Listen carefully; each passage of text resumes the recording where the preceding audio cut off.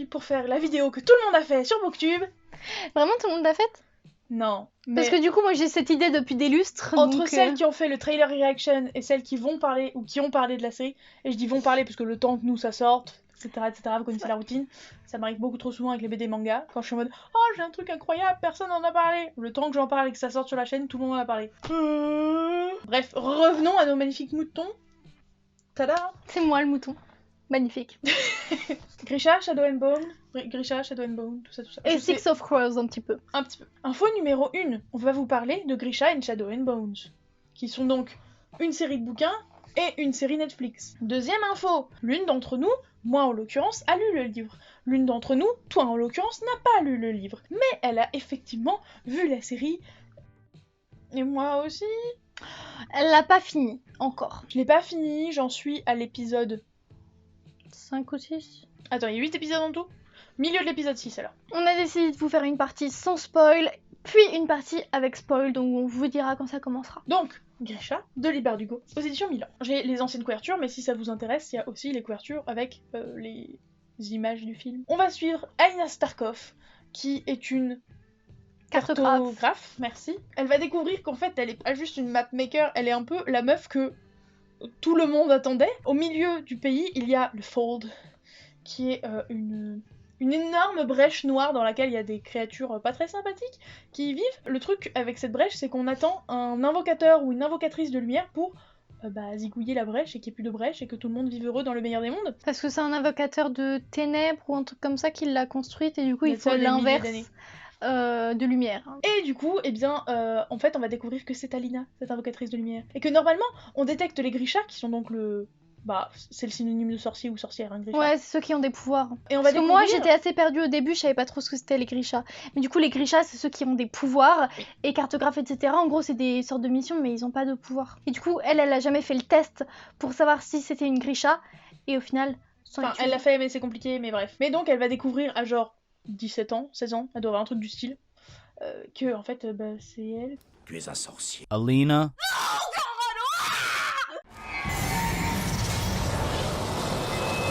J'ai beaucoup aimé la série. Il y a eu des choses auxquelles je ne m'attendais pas. Ben Barnes. Oui, non, mais je savais qu'il était là. mais voilà, j'étais pas au courant du gros truc, etc. Enfin bref. Donc j'ai beaucoup aimé cette série, j'ai grave accroché. Par contre, j'ai eu du mal au début avec tous les prénoms et tout. J'étais un peu... Mais de toute façon, j'ai retenu peu de prénoms. J'ai clairement pas retenu tous les prénoms. Ça commence à me venir parce que j'entends les gens en parler, etc. Donc ça commence à me venir. Mais j'ai pas réussi à retenir tous les prénoms, j'ai les visages en fait. Alina, ça va. Le mec, il s'appelle comment déjà ? Son pote. Mal. J'ai envie, il a une tête de Noé, l'acteur. Noé, j'ai envie de l'appeler. J'ai bien aimé, du coup, le parler avec Six of Crows, mais je me dis, comment ça aurait fait Enfin, je comprends pas, parce que je crois que c'est pas censé se croiser les deux. Non. Et du coup, je suis en mode, mais Six of Crows, tout se base sur le croisement avec Grisha, donc j'ai aucune idée de comment ils ont pu former le livre. Parce que moi, je connais que la série où du coup tout est emmêlé.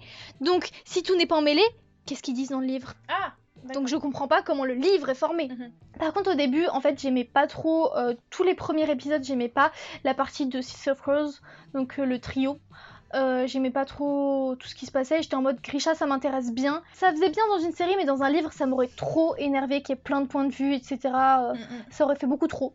Je suis du même genre. Donc j'ai été contente de savoir que c'était deux trucs séparés. J'ai pas trop accroché au début avec les personnages de Six of Crows. Au final c'était pas mal mais je pense pas le lire non plus. Je pense pas le lire, je vais juste lire Grisha, je pense. Même s'il y a plein de gens qui sont en mode ah ouais, Six of Crows, trop bien, c'est encore mieux Grisha. Tu verras en fonction 1 de la suite de série, 2 de Grisha et les livres. Les acteurs sexy, ça joue beaucoup. Il y a plein de trucs sur lesquels j'ai envie de rebondir là que t'as dit. Mais les acteurs sexy. Développe, s'il te plaît. Ben Barnes. C'est d'accord. La planète est d'accord avec toi. Le Baz. Non. Kaz. Kaz, je suis désolée, mais il a un côté hyper charmant. Alors, je suis pas d'accord, mais ok. Mais mon gros coup de cœur, c'est son pote métis. Ah, j'espère. Oh, j'espère, mais épouse-moi! En plus, je sais pas s'il y en a qui ont remarqué, j'ai pas vérifié, mais je suis presque sûre que la voix, c'est la voix française, du duc de Hastings dans la chronique des Donc forcément, moi j'étais encore plus dedans. Non, vraiment, il est en plus que l'acteur soit hyper sexy. Bah là pour le coup je suis d'accord avec le côté charmeur et charmant, mais je trouve pas l'acteur particulièrement... Ouais, mais non, dans son truc et tout, c'était hyper sexy. Mm. Puis genre, que soit l'acteur ou que soit le personnage, mais le personnage, mais... Ah le perso est génial. mais... Le perso est génial. Et puis avec ses blagues, avec tout, mais... Épouse-moi, s'il te plaît. Je crois qu'il est un peu occupé. Et Kaz, écoute, je sais pas, mais je le trouve hyper mignon. En fait, ses sourires, ils sont tellement rares dans la série que je suis en mode...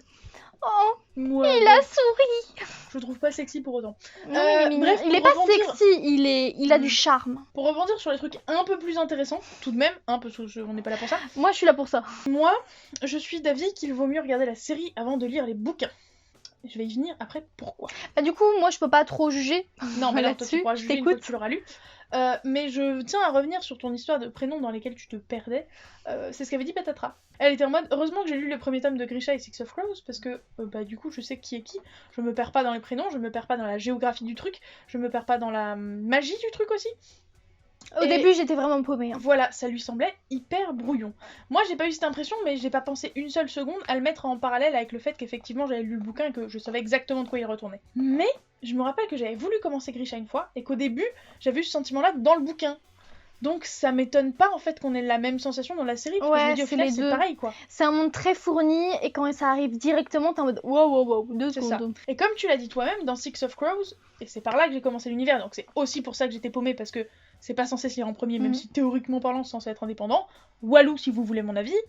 Eh bien, on te donne là pour le coup plein de points de vue différents d'un coup. Parce qu'on va aller retrouver les personnages différents qui sont tous éclatés dans leur Les pays. 3 personnages principaux? Non, ils sont 6. D'accord. Donc le truc principal, c'est que Laurine a plus ou moins découvert ça quand je lui ai dit en off, mais Six of Crows et Grisha, c'est pas synchro du tout. Il y a Grisha, je fais la chronologie de ancien à récent. Grisha, et après il y a Six of Crows. Mais c'est pas... Parce que là, dans la série, les deux sont liés, donc j'étais en mode ouais, mais comment ils C'est font pas superposé. Et donc comment ils font, se demande la jeune femme. Eh bien la réponse est, répond la jeune femme, c'est pas ce qui se passe dans Six of Crows en fait. Ce sont les personnages de Six of Crows, ce sont les relations de Six of Crows, mais ce ne sont pas les événements de Six of Crows. Donc en fait, C'est c'est le pas passé de Six of Crows. c'est si on pas veut un voir. mélange de Grisha avec Six of Crows, Non. c'est les personnages qui sont repris dans la série. C'est ça. Ce qui, d'un point de vue scénariste, réalisation de la série et tout, est stratégique, dans le sens où quand on aura fini On aura l'histoire envie de de lire Grisha, Six of la Crows. trilogie, etc., la série pourra continuer avec Six of Crows. Et on pourra comprendre, en plus facilement, ce qui m'avait embêté, pour rester poli, dans Six of Crows, c'est qu'il y avait plein de relations qu'on comprenait pas. Genre deux personnages qui se faisaient la guéguerre, et moi j'étais en mode, pourquoi vous vous faites la guéguerre? Et il l'explique pas juste en une phrase vite fait, parce que ça ne me dit pas tout. Et je pense que c'est largement pour ça que j'ai pas aimé Six of Crows, et maintenant que j'ai au moins les bases de l'univers grâce à Grisha, ou au tome 1 en tout cas, peut-être que ça me plairait plus. Mais du coup, ces personnages, on les voit pas du tout dans Grisha. Non, du tout.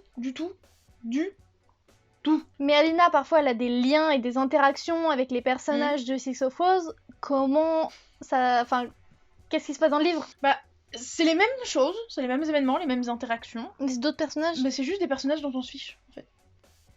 Il y a plein de choses qui ont été modifiées pour pouvoir mélanger les deux mondes, les deux univers, même si c'est dans le même endroit, hein, voilà. C'est en un sens logique, parce que je trouve que Grisha, ça aurait été bien en série, mais j'aurais trouvé ça un peu léger. Et je comprends qu'ils aient voulu mélanger les deux. Mais en même temps, comme on le disait, ça aide pas au niveau des personnages, ça fait beaucoup trop de monde, beaucoup trop de personnages, en plus de la magie à intégrer, etc. Et franchement, c'était pas non plus archi nécessaire, quoi. Après, si on veut parler d'adaptation, de qualité d'adaptation, niveau de l'univers, des costumes, des décors et tout, moi j'ai kiffé. Ah ouais, pas c'est toi. trop beau. Assez fidèle dans tout ce qui est décor, costumes et tout. D'ailleurs, je trouve ça dommage qu'on n'ait pas un peu plus d'approfondi sur l'univers par contre. Parce que autant il est fidèle et c'est bien tout ce qui est écrit, autant il y a tellement d'infos en plus. Est-ce que les tenues des Grisha, t'as retenu quoi que ce soit à ce propos? Bah, elles sont bleues ou rouges, mais je sais pas pourquoi quand c'est bleu, quand c'est rouge. Et je sais que c'est par balle. Voilà, c'est tout ce qu'elle a. Alors que nous, gens qui avons lu le bouquin, on sait évidemment ça, mais en plus il y a violet. Si t'avais la Et il y a série noir fraîchement en pour le tête- général. Oui, mais c'est autre chose, le Darkling. Peut-être que si t'avais vu la série récemment, tu te serais rappelé qu'il y avait violet, mais c'est vrai qu'on en voit peu dans la série. Et surtout que, en fonction de quelle couleur est brodé le kefta, c'est un pouvoir différent. Parce que dans chaque couleur, il y a des sous-catégories. Et c'est pour ça que, du coup, le kefta du Darkling et le kefta d'Alina sont uniques. Parce que c'est les seuls à avoir ces Oui, pouvoirs-là, oui, en fait. il y a personne qui a d'autres pouvoirs. Même s'ils ont la même couleur que d'autres parfois, bah il suffit que t'aies pas les mêmes bordures. Et ça marche différemment. Et il y a plein de trucs comme ça qui sont développés, qu'on prend le temps de développer dans le bouquin, qui sont pas développés Bah après, c'est dans toujours le- ça, hein. Un film, une série, c'est toujours moins développé que le livre. Hein. Oui, mais à ce stade-là, j'aurais préféré qu'il y ait moins de côté Six of Crows, ou moins les personnages de Six of Crows, ou je sais quoi. Ouais, mais comment Plutôt tu que ça. veux qu'il l'explique dans la série? Je sais pas, qu'ils trouvent un moyen, ou qu'ils trouvent un moment où Mal et Alina discutent, et qu'ils discutent de ça, ou j'en sais Mm. rien, enfin... Normalement, quand ils rencontrent Zoya, donc c'est assez au début, donc je me permets, parce que c'est pas trop un spoil, quand ils rencontrent Zoya, qui est donc une hurleuse, donc une Grisha, Ah, c'est la meuf... qui séduit Mal. Ouais. Et donc, ils auraient pu dire en mode « Ah, c'est une hurleuse, elle a un kefta bleu avec des brodures blanches. » Enfin, voilà, il y avait des moyens de l'introduire brièvement, mais il y avait des moyens de l'introduire. Mais, cette série, pourquoi est-ce que je dis, parce que j'ai toujours pas expliqué, pourquoi est-ce que je dis qu'il faut la regarder avant de lire les bouquins? Parce que sur le fond, sur les événements cruciaux et importants, sur les sentiments des personnages, sur les ambitions des personnages, sur ce qu'ils sont fondamentalement, c'est fidèle, c'est bon, c'est correct. Par contre, il y a tellement de changements sur plein de petits détails partout qui me rendent ma boule. Et je pense qu'on devient moins ma boule si on le fait dans l'autre sens. Moi, le problème que j'ai, et pourquoi d'habitude je fais pas dans l'autre sens, c'est-à-dire série puis livre, c'est parce que du coup, ce que je lis ou ce que je consomme en premier, j'ai tendance à le garder comme étant la vérité vraie et le truc d'origine. Ce qui du coup m'aurait pu me poser problème dans ce cas-là. Oui, mais là, il faut pas garder le truc d'origine de la série. Mais non, là non, faut pas garder ça. Mais je veux dire, du coup, de regarder la série avant, ça te pourrira pas le livre, je pense, alors que lire le livre et ensuite regarder la série, ça te pourrira certains aspects de la série. Et c'est pour ça que j'ai du mal à dire si c'est une bonne adaptation ou pas. Petit clin d'œil à notre monteur à qui je parle régulièrement de qu'est-ce qu'une bonne ou une mauvaise adaptation. Parce que c'est fidèle dans les grands événements, c'est fidèle dans l'univers, les décors, les costumes et tout, mais dans les détails, à cause notamment du fait qu'ils ont introduit les personnages de Six of Crows, c'est un peu le foutoir des fois. Est-ce qu'on spoil? Oui, j'avais envie de passer à la partie spoil. On se retrouve entre gens qui n'ont pas de problème à être spoilés. Ou qui les ont déjà vus, etc. Sachant qu'au niveau des spoils, on va donner des trucs qui sont spoilants pour les deux, parce qu'on va parler que des événements globaux. Je sais pas. Bref, que des événements larges, qui du coup se retrouvent dans les deux, parce que comme on le disait plus tôt, les événements larges se retrouvent dans les deux. Je m'attendais pas du tout à ce que le Darkling soit le méchant. En fait, ce que je pensais, c'est que ça allait faire un gros triangle amoureux, comme on les aime, Hunger Games. Non, comme on les aime pas, c'est ironique. Comme Hunger Games, etc., etc. Je pensais que ça allait faire ça vraiment en mode, au final, elle aimait lui, mais au final, elle a vu lui, et elle est devenue folle amoureuse, etc. Et puis ça a commencé comme ça, j'étais vraiment... Genre, j'ai dit ça dès le premier épisode parce que j'ai vu qu'il y avait une tension entre eux et tout, je me suis dit oh là là, ça va Elle faire a pas comme arrêté ça. de me dire il y a un triangle amoureux, il y a un triangle amoureux, il y a un triangle amoureux. Et puis quand j'ai vu que du coup ils commençaient à s'embrasser et tout ça, j'étais en mode j'ai fini. Et quand j'ai vu que en fait c'était le méchant, j'étais en mode oh, tu nous as trahis. Et du coup tu vraiment as osé être sexy. je me suis sentie trahie. Mais voilà, je l'avais pas vu venir. Je l'avais vu venir. Il me semble pas, mais j'étais pas en adoration comme je le suis souvent sur le crush de l'héroïne, tu vois. On va pas dire que je le sentais méchant, mais j'étais pas en crush dessus. J'étais pas en crush non plus, mais l'acteur était tellement beau. Oui, mais par contre sur Ben Barnes on est en crush, mais ça c'est autre chose. Mais en fait le truc, si tu veux, c'est que ça a été jouissif, du coup, de regarder la série dans la foulée, avec dès le début en tête le Darkling, Et méchant, ouais. Gentil. Ouais, je vois. Ouais, j'imagine que c'est différent. Cet aspect-là, c'est trop bien. Et du coup, je sais pas si au début tu kiffais le Darkling dans la série, du coup, forcément. Mais moi, je l'ai toujours trouvé cet air un peu méchant, du coup. Wouf. Bah... Parce que je regardais ça, en Il fait. est un peu ténébreux, mais je pensais qu'il voulait l'aider, qu'il était juste en mode sombre. Je suis mystérieux, tel un cliché de young adulte. Oui, c'est ça. Ou de new adulte. Oh, wow. Pour ceux qui n'auraient vu que la série ou lu le livre, ceci est pas un spoil, je vais le cacher parce que comme Laurine veut le lire, voilà. Il y a un truc qui m'enquiquinait, c'est il y a des aspects de la personnalité de l'héroïne qui ont été changés en modifiant des événements. L'histoire de la cicatrice qu'elle a dans la paume de sa main, elle est pas du tout pour les mêmes raisons dans le livre et dans la série. Et dans un des cas, c'est romantique cucu. Dans l'autre cas, c'est best bro forever. C'est cucu dans la série? Non. Ah bon? C'est ça, t'as cru que c'était cucu? T'as rien eu. Est-ce que t'as pas envie de parler un peu racisme? Oh my god! As-tu remarqué que du fait que cette bonne vieille Alina était en partie chou, c'est-à-dire Oui. petit peu asiate, soyons concrets, c'est ça Ouais, que ça veut c'est dire. ça que ça voulait dire, non? Parce que j'étais un peu en mode chou, oui, c'est quoi par rapport à tes yeux, c'est asiatique. Voilà. Qu'en as-tu pensé? Bah que ça reflétait un petit peu quand même ce qui se passait dans la vérité, enfin dans la réalité, mais en pire ou en avant en fait. Mais que c'était affreux pour elle. Enfin, je trouve ça, ils sont méchants les gens. Mais ça m'a pas, ça m'a étonnée de voir ça comme ça parce que bah, je le vois pas vraiment dans la vie comme ça. Genre face à moi, je le vois pas. Mais ça m'a pas étonnée dans le sens où bah ouais, ça s'est passé comme ça dans notre passé et c'est vrai que c'est clairement plausible en fait que ça se passe dans leur monde également. Donc j'étais vraiment en mode c'est affreux et quand je me dis que ça a existé ou que ça existe encore dans certains endroits, c'est terrible. Putain, la vache, je comprends pas un mot de ce que vous racontez. Et si je te dis que dans le bouquin, elle est pas en partie chou? Y a pas tout ça? Non, ça vient dans la série.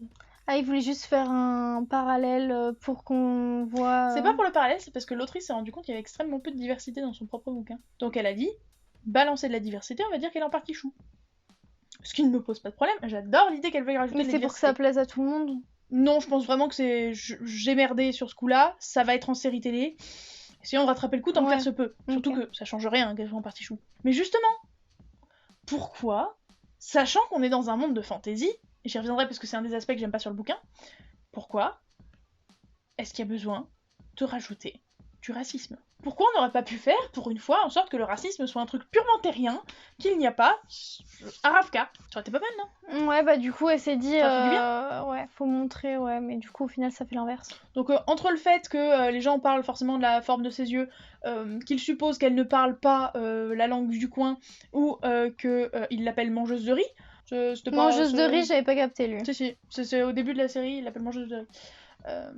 Pas très cool, enfin je veux dire, c'était pas nécessaire en fait.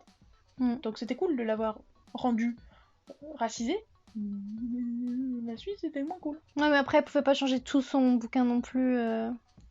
Mais non, mais justement, comme elle est pas chou dans le bouquin, si elle avait rien changé du bouquin, c'était parfait, y a aucun racisme. Oui, mais je veux dire, à partir du moment où elle avait décidé de. Elle pouvait pas le rendre important, etc. Ah, dans ce sens-là.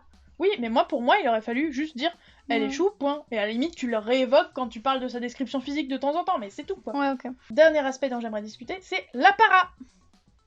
L'apparat. Eh ouais, bah ouais, c'est bien le problème. Tu sais à peine qui c'est. C'est la vieille? Non, ça c'est Bagra. Non, moi je te parle du mec un peu flippant, habillé en noir. Ah, le Darkling. Non, je te parle pas de Ben Barnes. Je te parle du vieux qui se balade qui est un peu creep, qui arrête pas de surprendre Alina en mode. Ah, lui, il a l'air grave important. Enfin, il avait l'air important. Et au début, on aurait dit un méchant. Mais au final, il lui révèle des trucs, donc c'est cool. Bah, écoute. Il n'existe pas? Il est plutôt fidèle à ce qu'il est dans le bouquin. Mais je l'imaginais tellement plus creepy, moi. Il est pas flippant, physiquement parlant. Tu peux quand même, hein. On dirait un papy prêtre, c'est tout. Est-ce qu'on va beaucoup parler de lui? Enfin, du coup, t'as pas lu la suite, j'ai donc pas je lu la sais suite, pas, je peux pas mais... te dire. Il a l'air important, effectivement. Ouais, aussi il a dans l'air, dans la série de livres. C'est surtout que ce qui est bizarre, c'est qu'au début, c'est le Darkling qui essaye de la rassurer à propos de l'apparat. Et genre... C'est quoi l'apparat? C'est son nom, c'est le gars, il s'appelle l'apparat. Ok. Enfin, c'est pas son prénom, c'est son titre. C'est comme si je disais le prêtre. Le Darkling, il est en mode, mais non, l'apparat, il est sympa, mais non, c'est mon poteau. Et du coup, à partir du moment où tu vois mal le Darkling, t'es en mode, bah, je devrais mal voir l'apparat. Mais en fait, il l'a aidé. Qu'est-ce qu'on pense de l'apparat? Qui fait double jeu? Est-ce qu'on aime l'apparat? Je ne sais pas. Bah, au final, il a aidé à trouver le truc. Ouais, mais vraiment, il est plus flippant dans le bouquin. Mais il est flippant quand même, hein. Dans la série, j'étais en mode, j'espère qu'il va pas la violer. Parce que tu sais, elle est un peu en mode, à chaque fois, elle s'éloigne, etc. Comme s'il allait la violer. Oui, mais justement, le problème, il est là. On sent plus la peur dans ses réactions à elle que dans son jeu à lui. Bah, c'est juste l'acteur qui a mal joué, du coup. Ouais, je sais pas si c'est l'acteur ou il a mal été dirigé, peut-être aussi, hein, je ne sais pas. Peut-être pour être en mode, bah, vous voyez, c'était pas si difficile de le voir en gentil, c'est juste parce que vous avez vu Alina paniquer que vous l'avez vu en méchant, mais... Moi, du coup, j'ai adoré les personnages de Mathias et Nina. Mathieu, c'est notre monteur. C'est pas un personnage de Six of Crows. Mathias et Nina. Ils sont pas assez développés. Mais on les voit pas assez, hein. Tout court, on les voit pas assez. Ah bah alors ils sont peut-être juste pas assez développés du tout. Non, on les voit pas assez. Mais j'aime bien quand on avait des petits passages d'eux. On a peut-être d'autres trucs à dire, mais on en parlera peut-être avec vous en commentaire. tu liras Grisha. Oui. Est-ce que tu comptes lire toute la trilogie ou juste le premier tome? Bah ça dépend si le premier tome me plaît. D'accord. Est-ce que tu comptes lire Six of Crows? Je ne pense pas. Est-ce que tu vas lire la suite de Grisha? Oui. Est-ce que tu vas relire Six of Crows et la suite? Probablement. C'est vrai? Tu vas essayer? Oui, mais après avoir lu l'intégralité de Grisha, pour vraiment faire les choses dans le bon sens. Est-ce que tu vas continuer la série? Oui, je vais continuer la série, mais je vais faire exactement comme pour là, même si j'avais dit qu'il fallait faire l'inverse. Parce que la continuité, je vais lire les bouquins avant de le regarder la série. C'est bien, tu te contredis. Non, je me contredis pas parce que je pense que plus ça va aller, plus ça va potentiellement diverger à cause de Six of Crows. Donc, ça sera de moins en moins gênant. Parce que là, ce qui était gênant, c'est que fondamentalement, ça suit la même grosse trame, mais c'est les détails qui diffèrent. Donc c'est ça qui est gênant. Ok, autre chose qui est un gros spoil. Milo, il est trop mignon. J'ai pas compris le délire de la toile autour du Milo. Mais Milo, il est trop cool. Milo, il est trop mignon. Biquette. Mais en fait, c'est j'espère comment il est beau avec Milo. Genre, il est en mode Milo. Et ça, c'est trop mignon.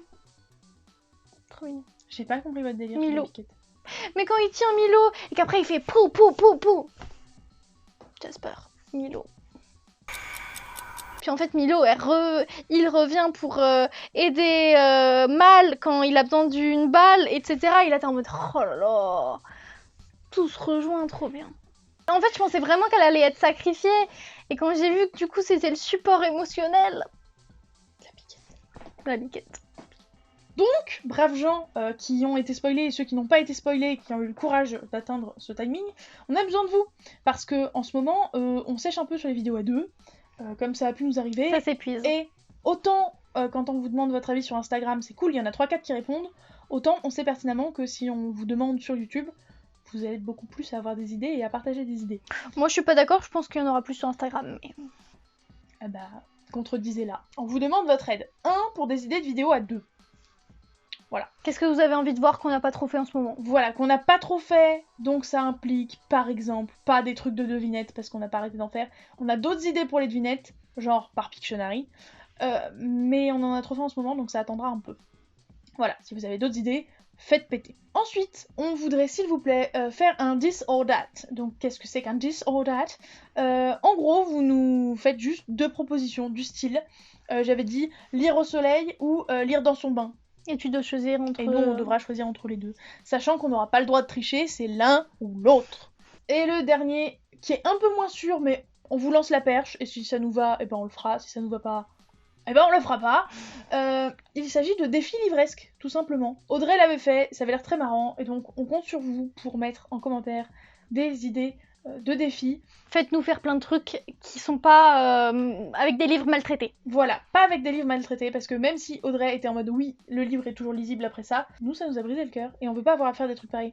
Donc arracher des pages pour les manger, je crois qu'elle avait eu ça. No. Voir quelles sont les meilleures techniques pour sécher un livre. No. Non et non. Tant que ça maltraite pas les livres, on veut bien faire. Si ça maltraite les livres, on veut pas. Donc c'est pour ça qu'on pense qu'il y aura pas tant de propositions que ça. Mais tentons notre chance quand même. Donc on vous écoute. Comment faire ça? On va pas vous mettre en barre d'infos de liens ou quoi. On va pas vous demander de mettre ça en vrac dans les commentaires parce que nous, c'est galère pour nous. Ce qu'on vous propose, c'est que nous, on va créer 3 commentaires YouTube sous la vidéo. Et vous allez répondre à ce commentaire avec vos idées. Parce que du coup, ça permettra de mieux organiser le truc. Parce que on vous a déjà demandé de l'aide pour une vidéo comme ça, mais avec plusieurs coups de main dont on avait besoin. Et clairement, ça a été compliqué de démêler pour quelle vidéo il y avait pourquoi, enfin bref. Donc, comme ça sera plus clair et plus organisé et plus mieux. Ça en est du coup fini pour cette vidéo. On espère qu'elle vous aura plu. Mettez un petit pouce en l'air. Et un commentaire. Et on vous dit à bientôt. Ciao.